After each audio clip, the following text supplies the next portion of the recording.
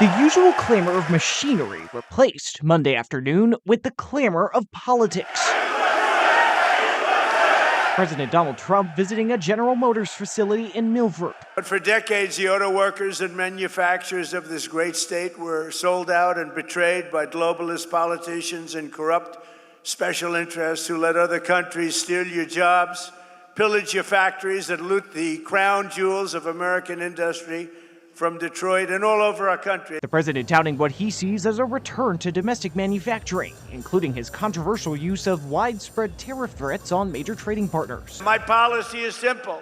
If you make your truck or your car in a foreign country, you have to pay for the privilege of sending it into our market and making a lot of money. The event did include messages from the crowd, including a protest over data centers. And the backdrop couldn't be ignored. Well, certainly the physical one, but also the electoral one, as Michigan prepares for the results of its all-important primary just about 1 week away. The president has always been looking out for Michigan jobs.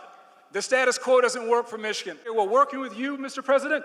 We're going to make sure that we have an environment where we can bring that investment back to the state of Michigan to create jobs right here for the best auto workers in the world. In the highly contested Republican primary for governor, Trump has endorsed Congressman John James over businessman Perry Johnson. I don't think someone can win without Trump's endorsement in Michigan. President Trump's endorsement carries a lot of weight with the voters in this primary.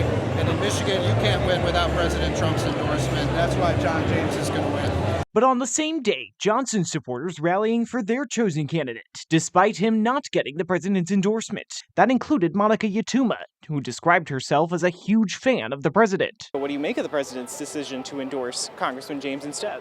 It's a great question. I don't give it too much thought. I think that, the president is surrounded by a huge team and he gets a lot of different advice all the time. That doesn't necessarily mean that it's the right advice.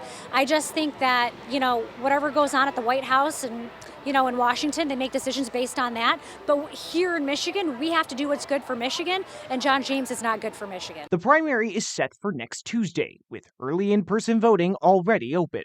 Josh Albertus, 13 on your side.